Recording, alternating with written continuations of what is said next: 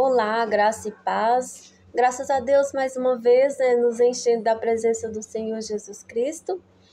E hoje eu venho trazer como reflexão, lá em Ezequiel capítulo 37, onde fala da passagem, do vale de ossos secos, que Ezequiel precisou pregar naquelas vidas, para que eles revivessem. Eu queria viver um pouquinho dessa história hoje, porque o vale de ossos secos foi uma visão dada por Deus ao profeta Ezequiel, onde ele viu um vale repleto de ossos secos, Então, ao ouvir a palavra do Senhor, os ossos se uniram, receberam tendões, carnos e pele, sendo revividos pelo Espírito de Deus, simbolizando a renovação de Israel. Então, na visão, Deus conduziu o profeta ao cenário desolador do vale de ossos secos e o desafiou com uma pergunta: seria possível que esses ossos tão secos, revivessem? Porque ali eram ossos, que se você pisasse, eles se quebravam, de um povo que morreram, por conta do pecado, que a Bíblia nos conta, que aquele povo ele foi um povo pecaminoso, um povo cheio do horror, E essa mensagem o Senhor nos cobra muito avivamento, porque muitas pessoas estão dentro da igreja, mas mortas espiritualmente. Vejamos o que o Senhor Jesus Cristo diz, Então ele me disse: profetiza estes ossos e diga-lhes: ossos secos, ouçam a palavra do Senhor.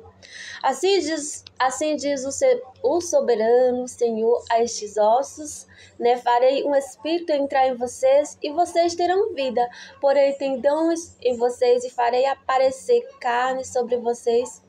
E cobrirei com pele, porém um espírito em vocês, e vocês terão vida, então vocês saberão que eu sou o Senhor. Obediente Ezequiel, porque profetizou sobre os ossos naquele vale, e uma coisa incrível aconteceu, os ossos se juntaram, e os músculos, os tendões, a pele, cada osso a seu osso, e formavam as partes do corpo inteiro, sendo restaurado ali naquele momento.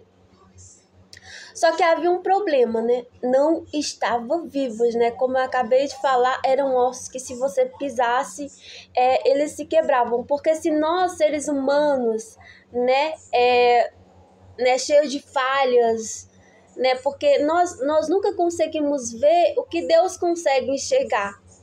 Se nós olhássemos para aquela vida, como muitos de nós, olhamos para cemitérios, sepulcro e tudo mais, nós vamos ver que ali não tem mais nada, só são restos, Só que Jesus não viu aquele povo como nós vemos. Se nós fôssemos aquele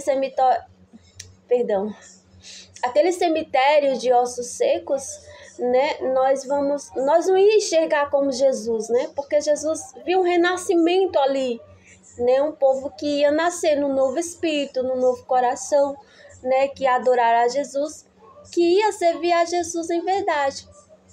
O que aqueles ossos secos simbolizavam? A nação de Israel, porque a Bíblia fala que ali era um grande exército, Então, quando se fala de exército, é um exército de numerosas pessoas, Então, Deus explicou a Ezequiel que os ossos secos representavam a nação de Israel.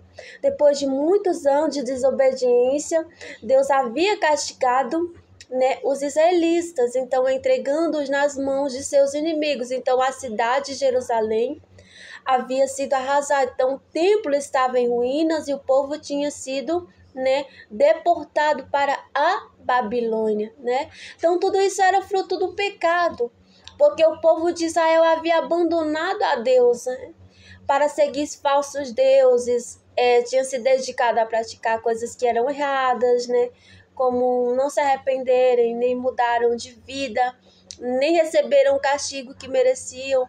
Então agora, diante da devastação, eles reconheceram seus erros, mas perderam a esperança. Então a escravidão era sua realidade. E eles se sentiam mortos como os ossos secos. E é assim que muitos de nós, cristãos, seres humanos, muitas das vezes vão para a igreja, até queremos ir, né? Só que muitas das vezes o pregador tá ali, né, dá uma palavra e tudo mais, naquele momento você fica até mais fortinho, só que depois você volta ao mesmo estado, a mesma estatura, né? Tem horas que você olha para você e você, às vezes você não reconhece, né? A pessoa né, que você tá, então muitas pessoas hoje vai para dentro da igreja mais mortas espiritualmente, não é verdade?